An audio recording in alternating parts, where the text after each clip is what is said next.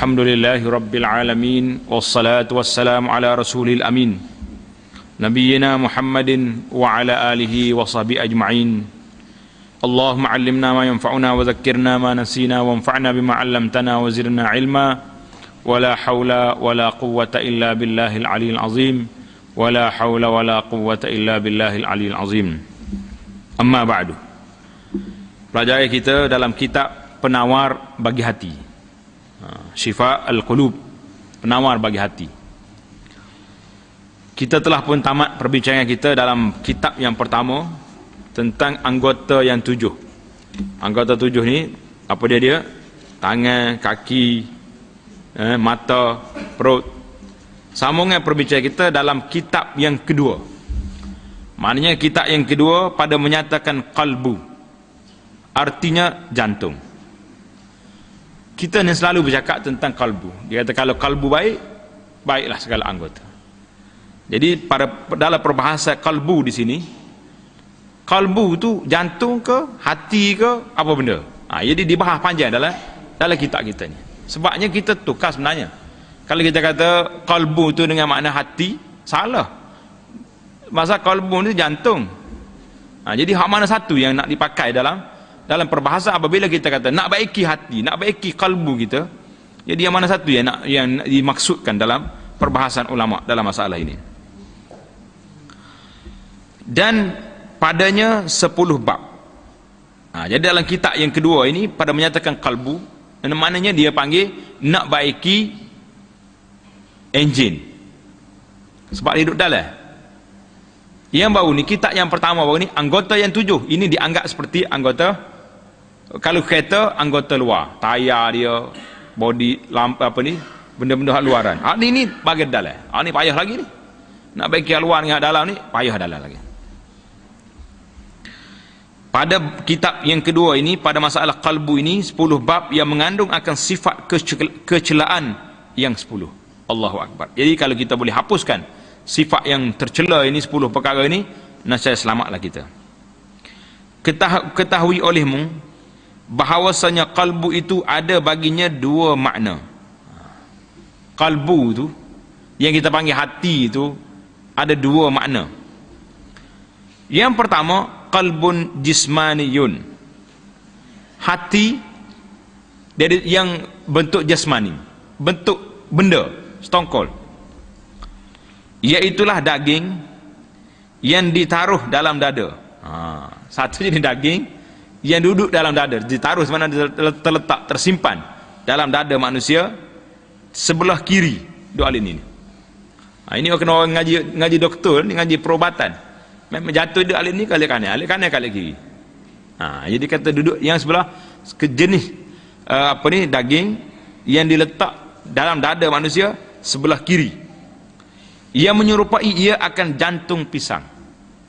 Pisang tu kenapa diberi nama jantung pisang? Kerana dia bentuk dia tu sama dengan jantung yang ada dalam dada manusia. Dan iaitu daging yang tertentu, di dalamnya ada lubang. Sedap juga dia punya takrif ni. Di dalamnya ada lubang. Dan di dalam lubang itu ada darah yang hitam. Apa benda ni? Jantung manusia ni. Itu yang pertama. Kalau sebut jantung dalam diri manusia, inilah kalbu manusia ni, jantung. Yang kedua, qalbun ruhaniyun. Jadi kalbun, jantung dari sudut rohaninya apa benda? Iaitu sesuatu yang halus, yang mengetahui dan yang mengenal dan mendapat daripada manusia dan hakikat manusia. Jadi satu lagi dia panggil kalbun, yang satu lagi ni yang dibahas oleh ulama-ulama akhlak, ataupun satu istilah yang diguna yang masyhur sekarang ini, dia panggil ulama-ulama tasawuf. Jadi tasawuf asalnya dalam kitab-kitab lama, kitab-kitab ulama-ulama terdahulu tidak ada perkataan tasawuf, yang dia adanya akhlak, suluk, tahzibun nufus. Itu nama-nama dia. Tapi bila mari istilah kemudian ni, dia panggil ahli tasawuf. Pasal tasawuf ni kerja nak baiki hati. Jadi kalau kita belajar tasawuf, kerja kitanya duk cerita orang, tak jadi. Sebab orang tasawuf ni orang yang nak bersihkan hati dia daripada segala sifat-sifat mazmumah. Maka istilah yang kedua ini, yang qalbun ruhani ini, hati rohani inilah yang dikehendaki oleh mereka. Dan ia juga yang dihadapkan kepadanya perkataan. Jadi qalbun rohani ini suatu yang halus, yang mengetahui dan mengenal dan mendapat daripada manusia, boleh kenal manusia dan hakikat manusia, dan ia juga yang dihadapkan kepadanya perkataan. Bila kita bercakap, kita berhadap dengan hati orang ni. Dan ia juga yang disuruh dan yang dilarang. Dan ada baginya sangkut paut dengan qalbun jismani. Jadi dia bersangkut dengan jantung yang fizikal kita tu, yang seketul tu. Dan sesungguhnya tercabang kebanyakan akal manusia pada mengetahui sangkut paut antara keduanya, kerana bersangkutan keduanya menyerupai akan persangkutan ard dengan jisim. Jadi hati nurani kita ni, hati jasmani ni, jantung jasmani, qalbun jasmani dengan qalbun rohani ini bersangkut paut dua tu. Seperti bersangkut paut di antara ard dengan jisim, mana sifat dengan benda. Jisim tu mana benda tu. Atau persangkutan yang memakai perkakas dengan perkakas. Orang ni pakai ratai contohnya. Ratai duduk di mana? Duduk di tengkuk orang tu. Jadi dua-dua tu pemakai dengan pakaian dia tu ada sekali. Itu benar, nak ceritanya bersangkut pautnya. Tak boleh rantai itu duduk sebagai satu perhiasan kecuali apabila dia duduk di tengkuk orang. Kalau mungkin rata ke tunggu kayu, orang panggil perhiasan kat situ. Tak jadi. Di mana tempat tu bukan tempat dia. Tempat pembaziran lagu tu. Jadi itu di antara dua istilah. Dan apabila disebutkan akan jantung di dalam kitab ini, maka dikehendakinya makna yang kedua, maknanya jantung rohani. Dan ialah yang dikehendaki dengan firman Allah Ta'ala, a'udzubillahi minasyaitonirrajim, qulir ruhu min amri rabbi. Tengok nombor 1 di bawah, surah Al-Isra ayat 85. Surah Al-Isra ayat 85. Artinya Allah Ta'ala berfirman kepada Nabi kita sallallahu alaihi wasallam, bersabda olehmu wahai Rasulullah, kata ya Rasulullah, bermula ruh itu daripada pekerjaan Tuhanku. Jadi selepas pada Tuhanku tu tutup dia punya kaus, apa panggil kaus ni, kurungan. Jadi terjemahan ayatnya setakat tu je. Qulir ruh min amri rabbi. Katakan ya Muhammad, bermula ruh itu daripada pekerjaan Tuhanku, letak tutup kurungan. Maknanya setakat itu makna ayat. Setakat itu makna ayat. Ini penting. Jadi insya-Allah lah kalau kita ni, kita ada masa nanti kita edit, tahqiq, mana keluar ni kita tanda selalu. Di mana tempat ayatnya, di mana makna dia dan huraiannya, dia bercampur semua dalam ni. Pendeknya, qalbu dan ruh dan nafsu, ketiga-tiganya satu makna. Qulir ruh, qalbun, ruh dan nafas. Ketiga-tiganya satu makna. Pada salah suatu daripada segala makna ketiga-tiganya, berkata akan dia oleh Hujjatul Islam Al-Imam Abu Hamid Al-Ghazali rahimahullahu ta'ala dalam kitabnya Ihya Ulumuddin. Dalam kitab Ihya Ulumuddin ni, Imam Ghazali bahas panjang tentang masalah qalbu ni. Masalah qalbu ni. Tak tahulah ada masa ke tidak kita nak baca kitab ni, Ihya Ulumuddin ni, kepada masyarakat. Wallahu ta'ala alam. Kerana kitab ini penting, banyak huraya-huraya dalam tu yang dari sudut rohaninya, dari sudut akhlaknya, dari sudut pendidikannya, banyak dalam tu. Walaupun terdapat hadis-hadis yang lemah, tapi dah selesai dah. Hadis itu telah ditakhrij oleh Al-Imam Al-Iraqi rahimahullahu ta'ala dalam kitabnya, satu-satu dia takhrij. Dan anak pergi ke Madinah baru ni, alhamdulillah, jumpa dengan pelajar-pelajar di Madinah. Kitab ini, Takhrij Ihya Ulumuddin ini, telah dibahagi-bahagikan sebagai tugasan ilmiah. Sama ada risalah magister, bahasa Arab kata risalah magister, tesis MA atau PhD, kepada berapa puluh orang tak silap pelajar. Dia bagi kitab ni sikit seorang supaya tahqiq balik semua apa yang disebut oleh Al-Iraqi terhadap kitab Ihya Ulumuddin. Jazahumullahu khairan. Kalau siap kitab ni, banyak jilid juga tu, besar. Yang penting bagi kitanya, kita dapat manfaat daripada kerja-kerja latihan ilmiah yang telah dibuat oleh saudara sahabat-sahabat kita di Universiti Islam Madinah. Alhamdulillah, itu satu kerja yang baik. Jadi kita jangan kutuk Ihya Ulumuddin. Setengah masyarakat ni bila dia tak setuju dengan kita ni, dia marah. Apa ni kita?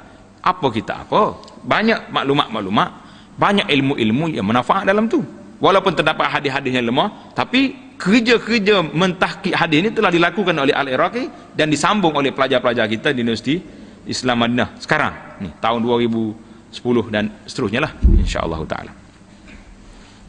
Kemudian lazimkan olehmu akan memelihara jantung engkau daripada segala kelakuan yang dicela. Yang dicela itu maknanya yang dikeji oleh syarak. Perbuatan-perbuatan yang tidak baik yang dikeji oleh syarak, kita jauhkan diri kita daripada perkara ini. Seperti takabur. Apa makna takabur? Takabur, bahasa Melayu pun tak kata takabur lah. Takabur kan, sombong lah takabur ni. Dan riak, apa dia riak?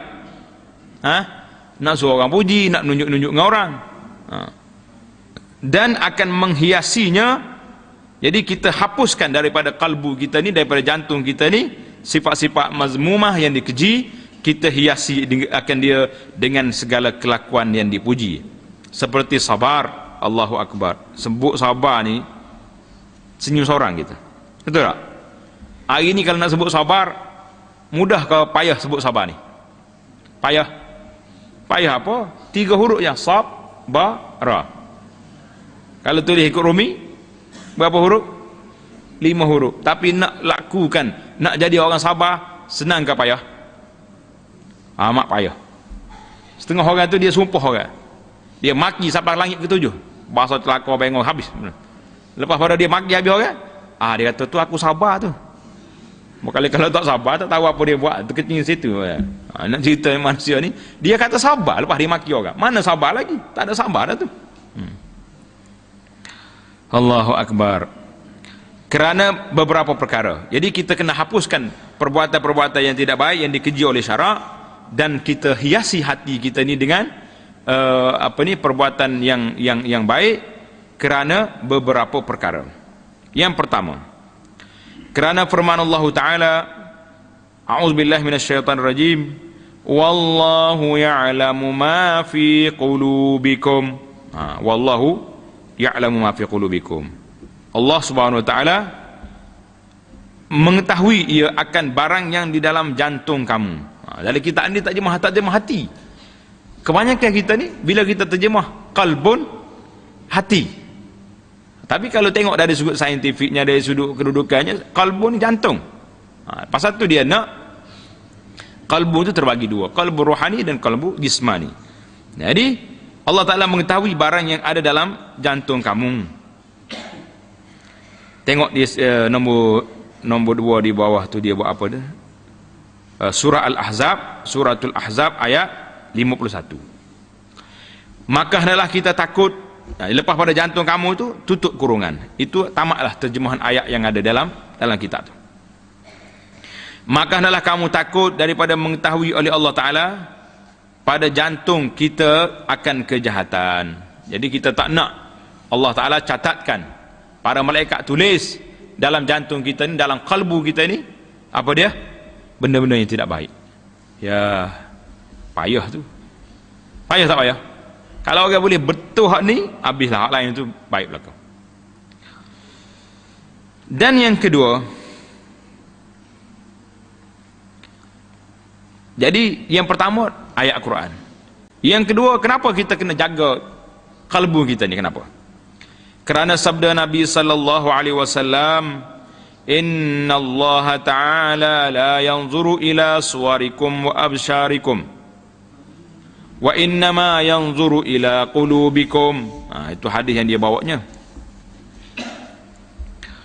Jadi kalau kita tengok dalam hadis lain, tengok nombor 3 di bawah, hadis ini riwayat Imam Muslim. Kalau nak tengok riwayat Muslim lain, dia kata inna Allah la yanzuru ila ajsadikum wala ila suwarikum walakin yanzuru ila qulubikum. Wa asyara bi asabihi ila sadrihi. Dalam riwayat lain dalam Muslim juga, inna Allah la yanzuru ila suwarikum wa amwalikum walakin yanzuru ila qulubikum wa amalikum. Tengok terjemahan dia. Artinya bahawasanya Allah Ta'ala tiada menilik ia kepada segala rupa kamu dan segala badan kamu. Tuhan tak tengok pada rupa kita, tak tengok pada badan. Kalau nak tengok rupa manusia ni ada yang cantik, ada yang tak cantik, betul tak?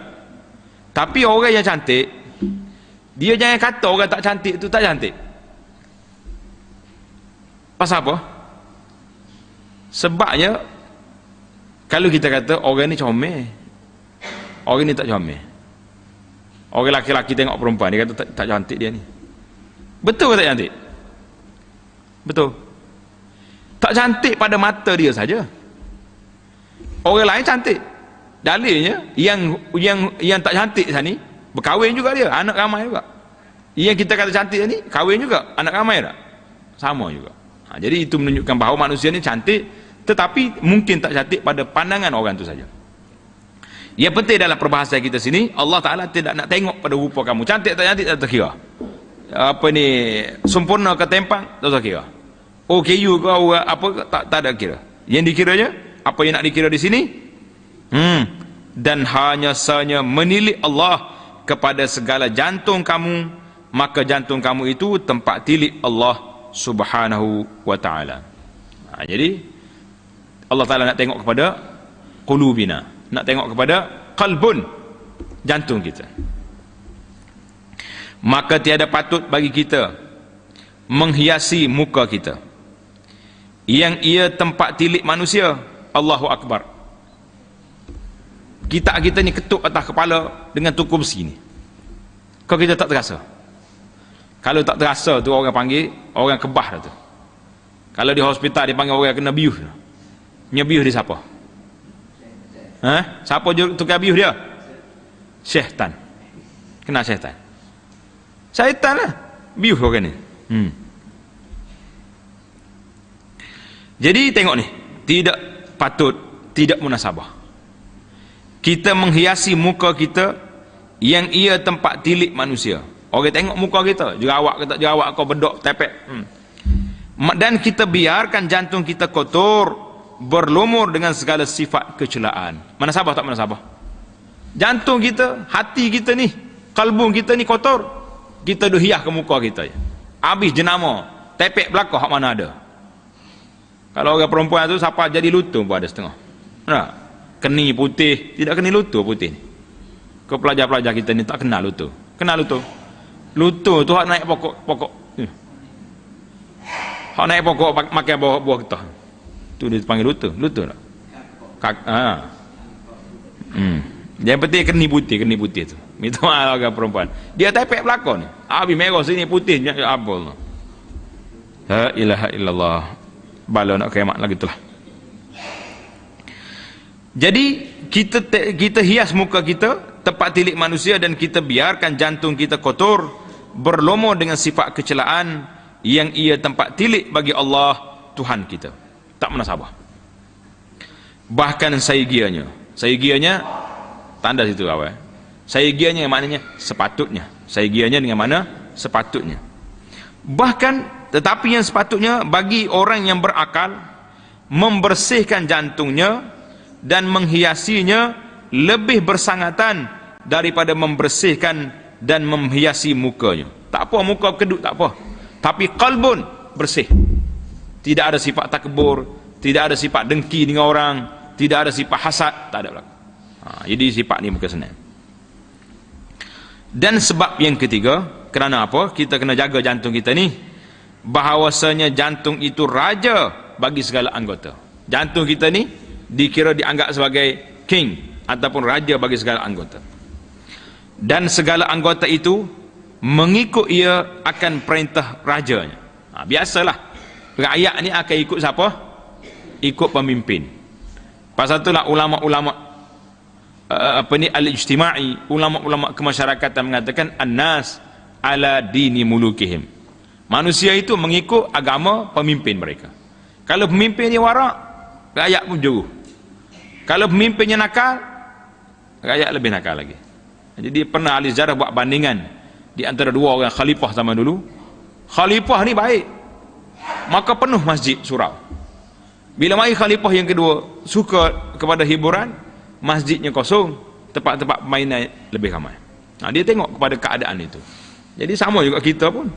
Jadi kita, kalau kita jadi ayah esok, ayah ni suka apa? Kalau ayah suka zikir, suka baca Quran, suka zikir, suka pergi masjid, anak-anak dia akan ikut. Tapi kalau ayah juga duduk tunggu kedai kopi, duduk main tolak tu 2 botol di tepi jalan, anak dia tolak apa? Tolak motor. Nak? Congek tayar sana sini. Jadi bahwasanya jantung itu raja bagi segala anggota, dan anggota itu mengikut ia akan perintah rajanya. Dan apabila baik jantung itu, nascaya baik segala anggota, dan apabila jahat, nascaya jahat segala anggota. Sabda Nabi sallallahu alaihi wasallam, inna fil jasadi mudghah. Panjang hadis ni, tapi dia ambil tepat dia naknya. Ala inna fil jasadi mudghah, iza saluhat saluhal jasadu kulluhu, wa iza fasadat fasadal jasadu kulluhu, ala wahyal qalbu. Tengok nombor 1 di bawah, rawahu syaikhan. Siapa dia syaikhan tu? Siapa syaikhan? Dalam ilmu hadis, kalau kita belajar mana-mana tempat dalam kitab yang terlibat dengan hadis, hadis ini telah diriwayat oleh syaikhan, tulis di situ Al-Imamul Bukhari dan Muslim. Syaikhan dalam bidang hadis siapa? Imam Bukhari dan Muslim.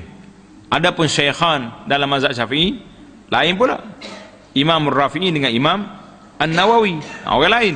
Jadi kita kena ingatlah, kalau di kalangan sahabat ja'a syaikhan, datang 2 orang syekh. Siapa dia? Abu Bakar dan Umar radhiyallahu taala anhuma. Jadi istilah-istilah tu boleh kita guna pakailah. Artinya bahawasanya ada dalam tubuh itu sepotong daging. Apabila baik ia, nescaya baik oleh tubuh itu semuanya. Kalau dia ni seketul daging ni baik, maka pengikut-pengikut dia akan jadi baik. Dan apabila binasa ia, nescaya binasa oleh tubuh itu semuanya. Jaga-jaga, hati-hati. Apa benda maksud Nabi sallallahu alaihi wasallam daging itu, dan iaitu jantung. Ala wahya al-qalbu. Tanda setakat jantung itu tutup kurungan. Setakat tu ya hadis, terjemahan hadisnya sampai ke iaitu jantung. Pelajar-pelajar kita kena tanda. Sebab nanti kamu akan balik ke kampung masing-masing, akan jadi ustaz, mengajar orang je. Kalau kita baca kitab, tak jumpa cari kaumah, tak jumpa cari tempat noktah, kita akan baca peliklah sikit. Tak tahu break di mana, pakai buti ya. Tengok waktu masuk waktu isya, wallahu alam. Buti, orang panggil break tengah jalan. Mana boleh break tengah jalan? Jadi pasal itulah setengah daripada kaedah mengajar, teknik mengajar ni, kita kena berhenti di tempatnya, di akhir bab, di akhir perbincangan. Jangan berhenti tengah jalan. Jadi ramai juga di kalangan kita ni pendakwah-pendakwah yang tidak teliti. Dia mengajar, dia break tengah jalan, yang menyebabkan makmum pun tidak faham, ustaz sendiri pun boleh jadi tidak bawa faham juga, sebab dia tak tahu dia break di mana. Jadi sambungan kita, dan apabila baik jantung itu sebab bagi baik segala anggota, nascaya wajib atas kita bersungguh-sungguh pada membaikinya dan memeliharanya daripada segala kebinasaan. Jadi sebab apa kita kena jaga sangat kalbu kita ni? Kerana dia raja. Kalau dia baik, baik pihak lain. Jadi hari ni ramai orang duk tunjuk ke dada dia. Bila orang tanya, awak ni nampak tak salat ni, kenapa? Saya tak salat pun. Ini dia tunjuk ke hati dia ni, kalbu dia ni, kalbu saya baik walaupun saya tak salat. Tak boleh macam tu. Kita tanya orang perempuan ni, kenapa ni cik puan ni tak tutup aurat ni? Saya memang tak tutup aurat, tapi hati saya baik. Tak boleh. Kalau baik ni, baik semualah. Kerana itu semua perintah Allah Subhanahu wa taala. Dan yang keempat, kenapa kita kena jaga jantung kita ni? Yang keempat, bahawasanya jantung itu tempat taruh. Apa dia makna tempat taruh? Tempat letak. bagi segala sifat-sifat kepujian. Jadi tempat kita nak letak sifat kepujian di mana? Di qalbun. Seperti iman. Apa makna iman? Iman pada Allah Ta'ala. Sebab apa? Iman ini satu perkara yang kita tak nampak. Nampak tak nampak iman? Nabi kata al-imanu hahuna. Iman duduk di sini, di kalbu kita. Benda tak nampak. Jadi nak menampakkan iman tu apa dia benda? Anggota kita lakukan dia. Dan ma'rifah. Ma'rifah itu pengenalan kita pada Allah.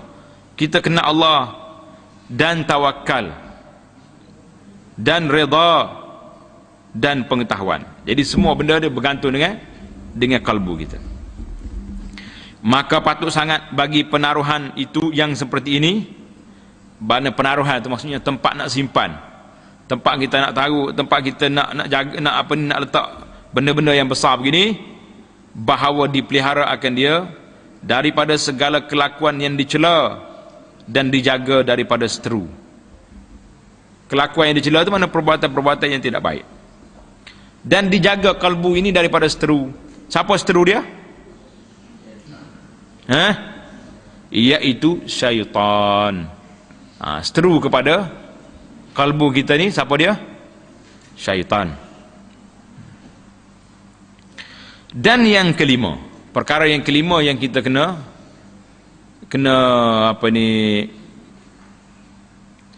ambil perhatian, bahawasanya jantung itu tempat ilham. Tengok dia ada mim dua kali, itu buang satu. Tempat ilham daripada malaikat dan tempat was-was bagi syaitan. Kita ni dalam persimpangan jalan, ada dua kumpulan yang nak serang kita punya kalbu. Malaikat nak bawa ilham, benda-benda yang baik malaikat nak ajar kepada kita. Syaitan nak bawa was-was mari, nak bawa was-was supaya kita tak tahu nak buat apa, umbang ambing, keluh kesah, tidak tenang dalam beribadat kepada Allah SWT. Jadi semua ni permainan syaitan. Jadi oleh kerana dia di tempat godaan, tempat malaikat nak letak cahaya pun di situ juga, dan lagi jantung itu tempat berperang akal dan hawa nafsu. Akal pun duduk di kalbu juga, nak kuasai dia. Hawa nafsu pun nak menguasai juga kawan ni. Maka akal itu menyeru ia kepada kebajikan, dan hawa nafsu menyeru ia kepada kejahatan. Jadi pertemuan berlaku. Dalam bahasa Arab dia panggil as-sira'. Sira' ni mana pertempuran, pertembungan di antara dua kumpulan ni. Dua-duanya nak menguasai kalbu Bani Adam ni, anak Adam ni, supaya hak baik nak heret dia menjadi baik, yang tak baiknya nak tarik dia supaya jadi tak baik. Maka sayugia, apa makna sayugia tadi? Sepatutnya lah, kena ingatlah bahawa tiada dilalaikan daripadanya. Tambahan lagi bahawasanya kesalahan jantung itu lebih besar. Sekurang-kurangnya keras ia tiada menerima pengajaran. Na'udzubillah. Jantung ni kalau kita biar dia duduk tanpa digilap dengan iman, tidak basuh dengan air makrifah terhadap Allah SWT, maka orang ni semakin keras, tiada menerima pengajaran, dan kesudahannya kufur wal'iyazubillah. Dia berakhir dengan apa? Dengan jadi kafir, sebab hati dia tak boleh berfikir. Tiadakah engkau dengar akan firman Allah Ta'ala, aba wastakbara wa kana minal kafirin. Aba wastakbara wa kana minal kafirin. Nombor 2, tengok nombor 2 di bawah. Suratul Baqarah ayat 34. Surah Al-Baqarah ayat 34. Artinya, bila lepas pada arti itu, letak kurungan situ. Enggan oleh iblis. Iblis tak mau. Tak mau apa? Tak mau sujud kepada Adam AS. Allah perintah kepada iblis, usjudu li Adam, sujud pada Nabi Adam. Aba wastakbara, tak mau dia, enggan. dan wastakbara, dan membesarkan diri ia, wa kana minal kafirin, dan jadilah ia daripada sekalian orang yang kafir. Lepas pada kafir itu tutup kurungan. Setakat itu terjemahan ayat. Maka adalah takabur. Maka adalah takabur itu duduk di mana? Di dalam jantungnya. Takabur itu duduk dalam kalbu dia. Maka menyebabkan ia akan tertegah daripada sujud dan akan kufur dengan Tuhannya, wal iyaz billah.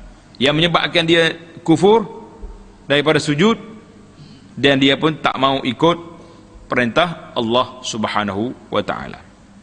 Habis. Dan ketahui olehmu. Siapa dia ketahui olehmu tu?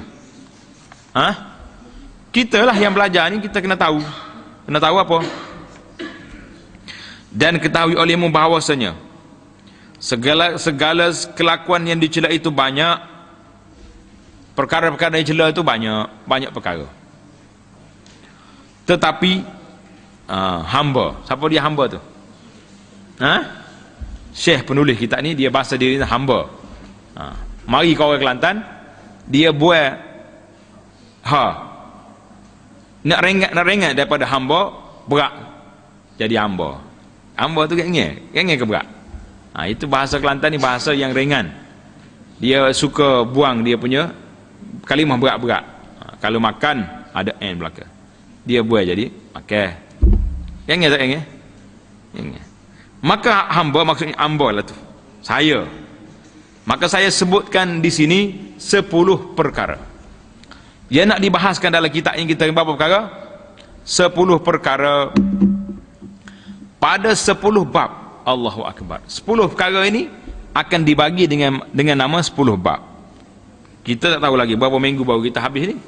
Kalau kena 1 bab seminggu, maknanya 10 minggu lagi baru kita tamat perbahasan. Kerana apa dipilih 10 perkara ini? Kerana yang 10 ini asal bagi semuanya. Yang 10 inilah asal bagi sifat-sifat kecelaan. Dan yang lain daripadanya terjadi ia daripada yang 10 ini. Mana hak ni itu asas dia, hak lain itu cabang dia, cawangan-cawangan dia yang akan mari nanti. Yang pertama, sifat yang pertama mazmumah yang kita kena bersihkan dia daripada kalbu kita ni, apa dia? Sangat loba atas makanan. Allahu Akbar. Orang ni terlalu tamak. Tamak pada apa? Tamak nak makan. Bila bunyi makan kak, kuat selalu semangat. Bunyi ibadat, tak kuat. Maka itu menunjukkan bahawa orang ni orang yang tidak kuat. Yang kedua, sangat loba atas berkata-kata. Manusia ni suka sangat berbicara, bercakap. Suka tak suka bercakap? Orang tengah mengajar pun ada lagi yang bercakap. Ada ke tak ada? Orang tengah berzikir, ada tak ada yang bercakap? Ada. Orang tengah kuliah, ada yang bercakap. Dia suka bercakap, tak kira masa. Itu dipanggil, itu bercakap kalau bercakap yang baik. Apalagi kalau bercakap yang tak baik, tuduh orang, mengumpat orang, keji orang, lagi teruk. Sifat yang ketiga yang bahayanya, iaitulah sifat marah. Yang keempat, dengki. Yang kelima, kikir. Apa dia kikir? Apa kikir ni? Belajar kita. Tulis, bakhil, kupit. Semua duduk situ belakang. Kikir, makna bakhil ataupun kupit. Apa lagi yang seerti dengannya? Kedekut. Lagi? Bahasa kapur dia panggil takar jering. Jering ni memang payah sungguh. Kalau tarik dia tak putus. Kena kerak baru putus. Kupit. Yang ni. Dan kasih akan harta. Sifat yang keenam, kasih akan kemegahan. Suka megah, suka orang puji dan sebagainya. Ketujuh, kasih akan dunia. Kelapan, dalam kitab tu ada dal tak? Memang tulisan kitab lama dia baca ke-8. Orang tak baca dal tu, ke-8. Membesarkan diri. Allahu Akbar. Nak suruh orang puja kita selalu. Kesembilan, ujub, letak baris. Kesembilan, ujub. Apa makna ujub?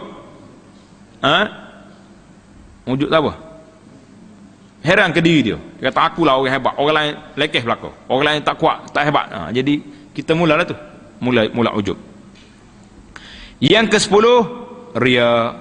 Jadi itu di antara 10 isu, 10 penyakit yang dipilih oleh pengarang kita ini untuk kita teliti, untuk kita belajar. Mudah-mudahan dianya akan membersihkan kalbu kita. Hendaklah bersungguh-sungguh engkau menghiasi. Apa dia tulis di bawah tu? Qaulhu menghiasi, yakni membersihkan.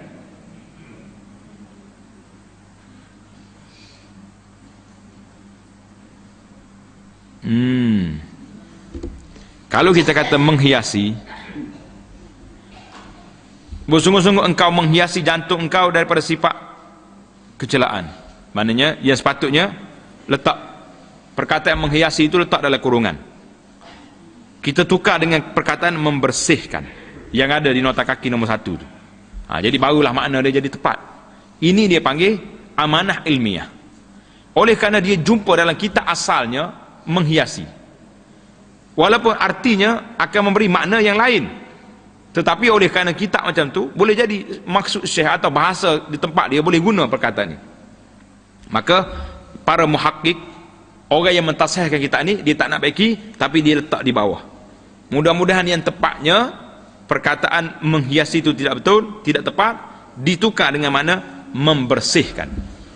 Bila kamu baca nanti kitab ni, kamu tukar baca, hendaklah engkau bersungguh-sungguh membersihkan jantung engkau daripada sifat kecelaan ini, nescaya adalah engkau mendapat kemenangan dunia dan akhirat.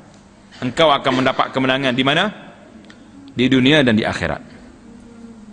Kerana firman Allah Ta'ala, qad aflaha man zakkaha. Tengok surah Asy-Syams ayat 9. Artinya sungguhnya dapat kemenangan mereka yang membersihkannya. Orang yang membersihkan hati, membersihkan kalbu dia ni, jantung dia ni, orang ni orang yang mendapat kemenangan. Lepas pada membersihkannya tu, tutup kurungan. Itu terjemah ayat sampai situ. Artinya membersihkan akan jantungnya daripada kelakuan yang dilarang, membersihkan jantungnya daripada kelakuan yang dilarang. Dan sabda Nabi sallallahu alaihi wasallam, at-tuhuru syatrul iman. At-tuhuru syatru al-iman. Hadis ini tengok nombor 3 di bawah. Rawahul Imam Ahmad wa Muslim wa Tirmizi an Abi Malik al-Ash'ari radhiyallahu ta'ala anhu. Hadis riwayat Imam Ahmad, Muslim dan Tirmizi daripada sahabatnya Abi Malik. Artinya, lepas pada artinya letak kurungan. Bersuci itu separuh daripada iman. Lepas pada iman tutup kurungan. Artinya bersuci itu setengah daripada iman. Suci itu setengah daripada iman. Hadis ini memberi makna, memberi kepahaman kepada kita bahawasanya sempurna iman itu adalah ia dengan membersihkan jantung daripada barang yang tiada kasih akan dia oleh Allah Subhanahu wa ta'ala. Kalau orang nak sempurna iman, orang ini kena bersih dulu jantung dia tu, kalbu dia daripada sifat kecelaan, dan dia kena bersih juga anggota yang zahirnya daripada kotoran. Pasal itulah dia panggil setengah daripada iman. Di mana setengah yang kedua? Salat. Jadi orang nak salat, setengah daripada benda yang dia kena lakukan apa dia? Tahur, kena berwudu. Jadi wudu tu setengah daripada iman. Iman yang setengah lagi tu duduk di salat, kalau kita nak bahas dalam bab itulah. Dan bahawasanya sempurna iman itu adalah ia dengan membersihkan jantung dari barang yang tiada dikasih akan dia oleh Allah, dan menghiasinya dengan kelakuan yang dikasih ia akan dia. Jadi kita buang yang tak baik, kita at-takhalli, dan kita at-tahalli dengan sifat-sifat yang sempurna, yang baik. Maka membersihkan itu setengah iman, seperti menghiasinya itu setengah iman, dan perhimpunan keduanya iman yang sempurna. Wallahu ta'ala a'lam. InsyaAllah kita akan masuk dalam bab yang pertama pada menyatakan syarhut ta'am, artinya sangat loba atas makanan. Jadi bila kita bicara tentang makanan, apa dia yang kita nak bahas nanti, apa nasihat yang akan disampaikan oleh pengarang kita ni, insya-Allah taala. Habislah kita, insya-Allah kita akan sambung dalam perbahasan yang seterusnya. Subhanakallahumma bihamdika asyhadu an la ilaha illa anta astaghfiruka wa atubu ilaik.